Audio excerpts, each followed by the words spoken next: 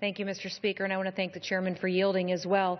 You know, over the past several years, my eyes have really been open to the disturbing type of slavery that we've seen across the world and here at home. I've heard about human trafficking before and young children being sold for sex overseas, but I guess I didn't really realize how much it was happening here in the United States and even in my home state of South Dakota. The more I learned about human trafficking and the risk that is posed to our kids, the more I became convicted that I needed to do something about it. The average age of a child that is trafficked is just 11 to 14 years old.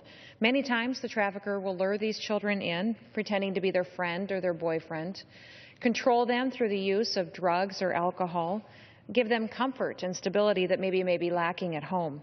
After they have them isolated, dependent, they sell them for sex.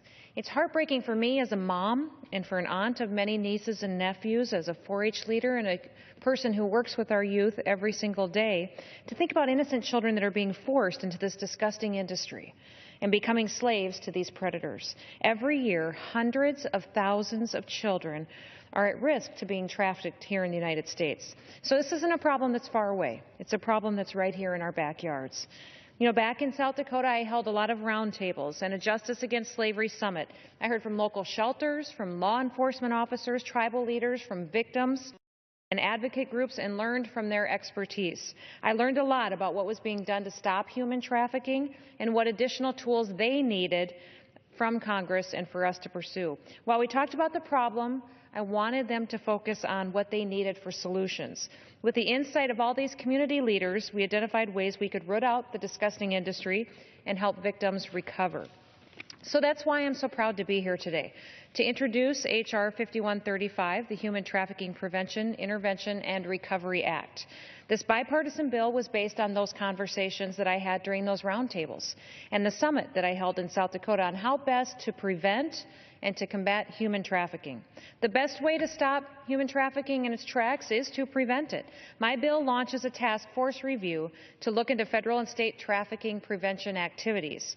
The review will be done in consultation with non-governmental organizations like those I heard from in South Dakota, and will work to identify and develop best practices to prevent trafficking. Next, it requires an inventory to be done of existing anti-trafficking efforts by the federal government. It is important to take a hard look at all of these programs across the federal government and ensure that federal resources are targeted and that they're used where they're needed. We can also identify any gaps in federal programs that need to be filled. And finally, my bill improves existing Department of Justice grants and allows them to be used for shelters for survivors. Do you know nationwide that there's only about 200 beds available for underage victims of sex trafficking? Many of these kids, once they're rescued from their trafficker, they have nowhere safe to go. They don't have any other option, and so often what they are forced to do is to return to their trafficker. Many who are in the foster care system don't have the family support that is necessary to be safe and to recover. So sadly, without a place to recover from the trauma that's happened in their lives, kids return back to those traffickers, and that's why it's important that we use resources wisely to promote more facilities to help these recovering children.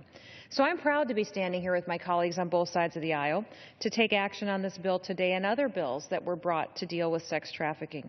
It's an issue that we can and we should all stand together on. Together they do more to prevent trafficking, give law enforcement more tools to deal with it, and to help our victims recover. I'm grateful for my colleagues and for our leadership for making this a priority in the House. I urge my colleagues to support this package and continue our fight to end human trafficking. Thank you, Mr. Chairman. I yield back the balance.